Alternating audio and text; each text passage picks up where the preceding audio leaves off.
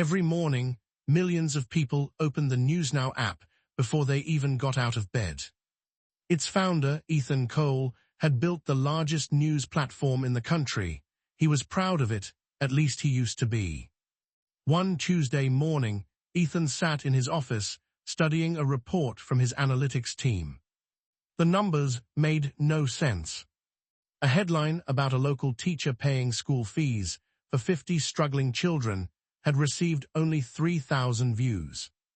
A story about a dog rescuing a lost toddler had barely crossed 5,000.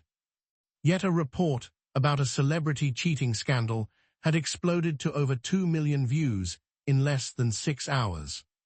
Another article about a violent robbery had broken all previous records. Ethan stared at the screen. "How is this possible?" he asked. His assistant shrugged. "People are more interested in bad news."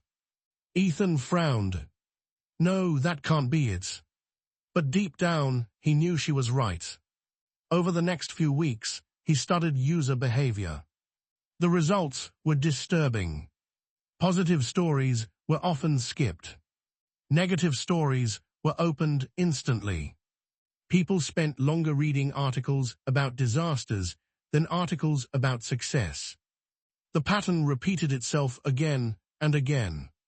One evening, Ethan decided to conduct an experiment. For one day only, he instructed his editors to feature only positive headlines on the app's front page. Stories of courage. Stories of generosity. Stories of hope. The next morning, the internet erupted. Users flooded social media with complaints. "Where's the real news? Why are you hiding things from us? What's going on?" By lunchtime, app traffic had dropped by nearly 60%. Ethan sat quietly in his office. The experiment had confirmed his worst fear. People claimed they wanted good news, but their actions told a different story. Then, at exactly 4:17 p.m., a message appeared on his screen. A message that would change his life forever.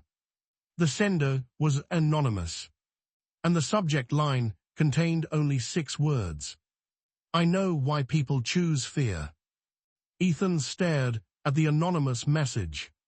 "I know why people choose fear." For several seconds, he didn't move. Then he clicked.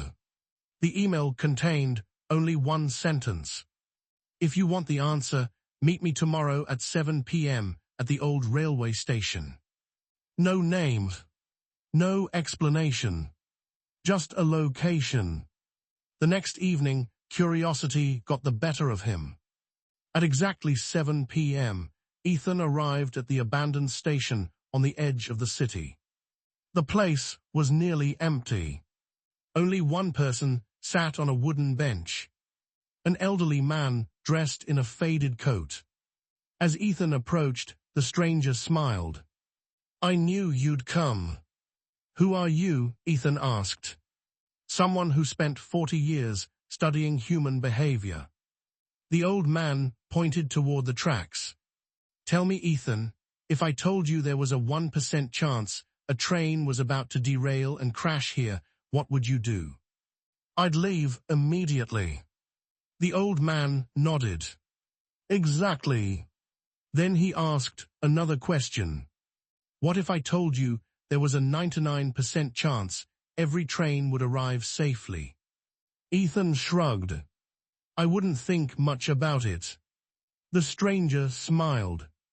"That's the answer you've been searching for." Ethan frowned. "I don't understand."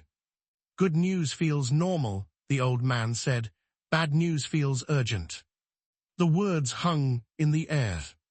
For thousands of years, humans survived by paying attention to danger.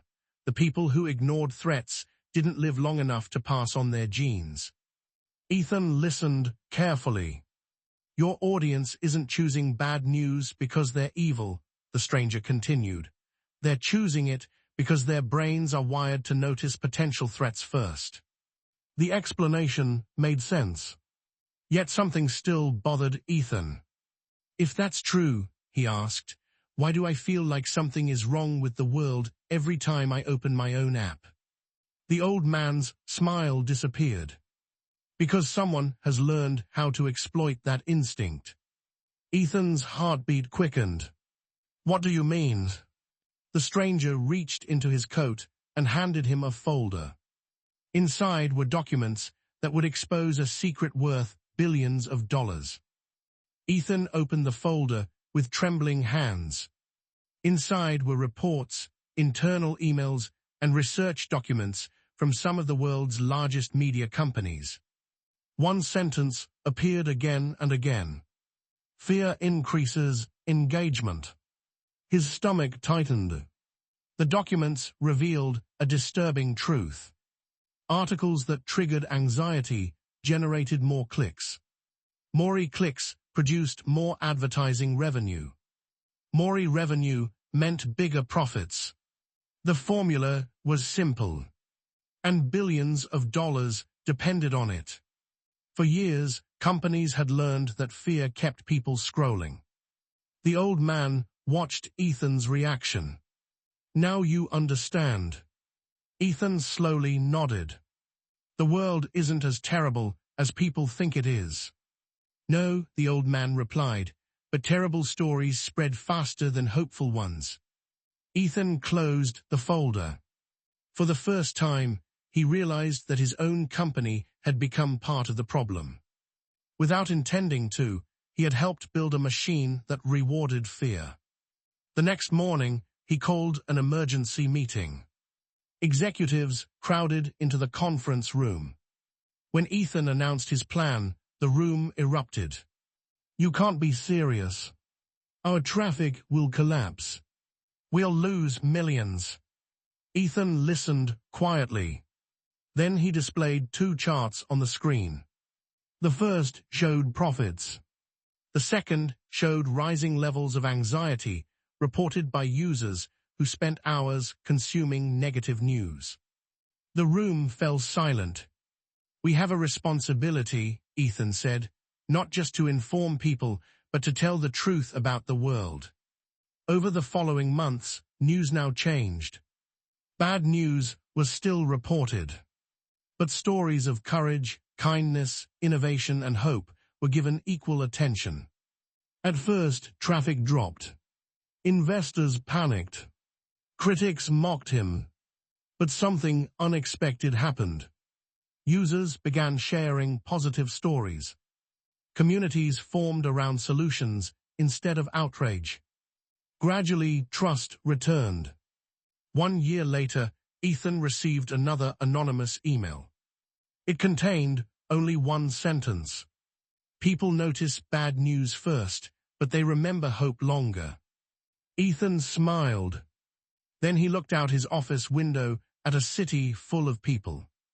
Some struggling, some succeeding, most somewhere in between. And for the first time in years, he wasn't afraid of the headlines. Because he finally understood. The world becomes what we choose to pay attention to.